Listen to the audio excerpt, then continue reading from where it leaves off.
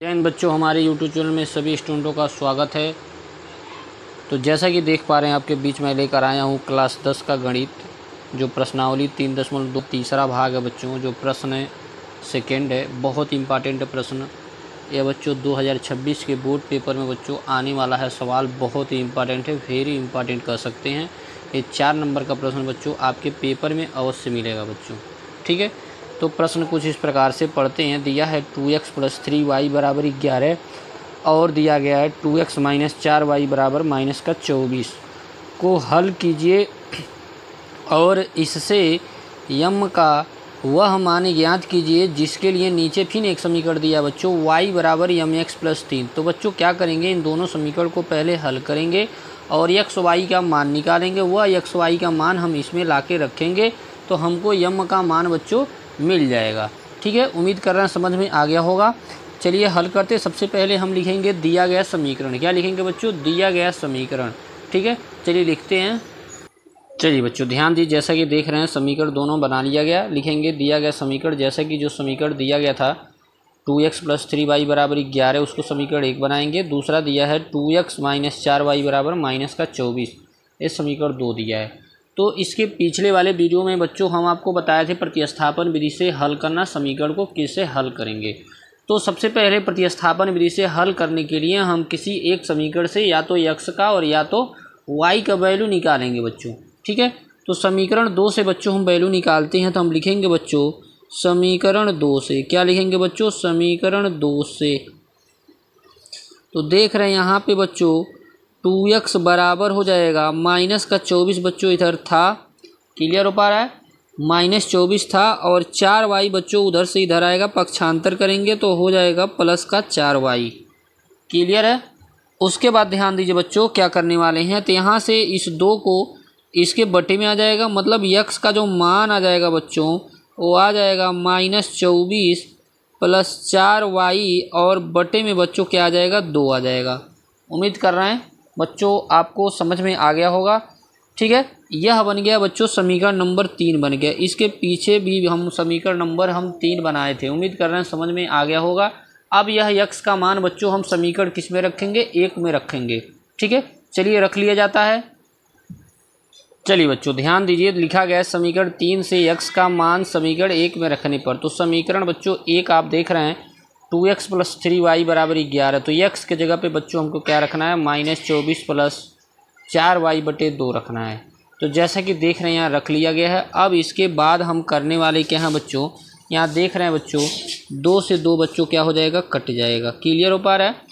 तो आपका बचा बच्चों -24, उसके बाद +4y और बच्चों बचा 3y, क्लियर हो पा रहा है, बराबर का 11।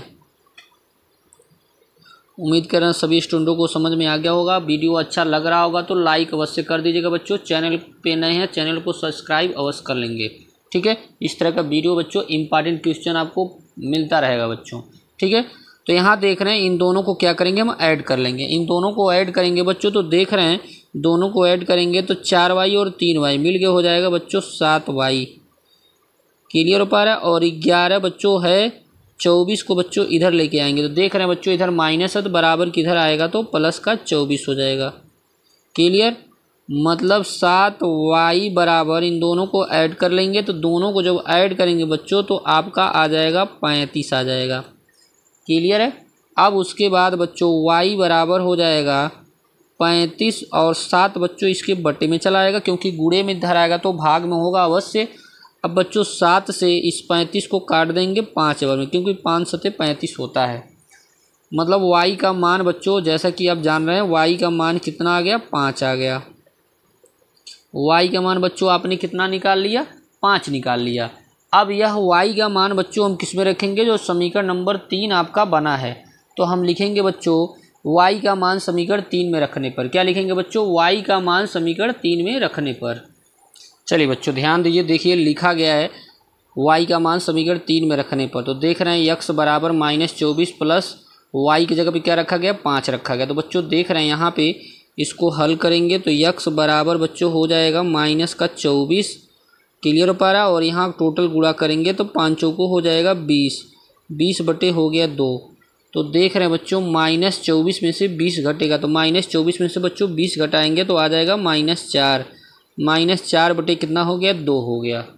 अब इस 2 से इस 4 को काट देंगे कितनी बार में, 2 बार में। मतलब यक्स का जो मान आ गया बच्चों वो कितना आ गया, -2 आ गया। कितना आ गया बच्चों, यक्स का मान -2 आ गया।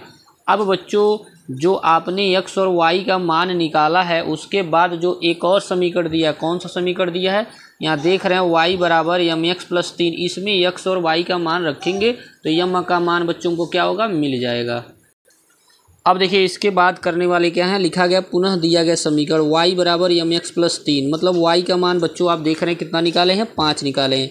तो y की जगह पे 5 रखेंगे बराबर यम और x की जगह पे बच्चों कितना रखना है, -2 रखना है। तो -2 और प्लस में क्या लिखना है, 3 लिखना है। क्लियर हो पा रहा है। अब बच्चों ये जो +3 है ये 5 की ओर भेजेंगे तो हो जाएगा 5, 3 इधर जाएगा तो बच्चों क्या हो जाएगा, माइनस का हो जाएगा। और इधर बच्चों गुणा करेंगे तो हो जाएगा -2m हो जाएगा। उम्मीद कर रहे हैं समझ में आ रहा होगा। अब इसके बाद ध्यान दीजिए करने वाले के यहाँ, अब देख रहे हैं बच्चे यहाँ पे 5 में से 2 घटाएंगे तो 5 में से 3 घटाएंगे तो बच्चों आ जाएगा 2। इधर भी बच्चों देख रहे हैं -2m। क्लियर है। अब यहाँ क्या होगा, 2 से 2 कट जाएगा। मतलब यम का जो मान आ गया बच्चों कितना आ गया, -1 आ गया। कितना आ गया, यम का मान जो आया बच्चों कितना आ गया, -1। इस तरह से बच्चों यह सवाल पूरी अच्छी तरीके से आपने समझ लिया। बहुत इंपॉर्टेंट क्वेश्चन है। अगर वीडियो अच्छा लग रहा होगा, समझ में आ रहा होगा बेहतर, तो लाइक अवश्य करिएगा। चैनल को ज़्यादा से ज़्यादा ग्रुपों में अवश्य आप लोग शेयर कीजिएगा। ठीक है बच्चों, नेक्स्ट सवाल नेक्स्ट वीडियो में बच्चों मिलेगा। जय हिंद जय भारत बच्चों।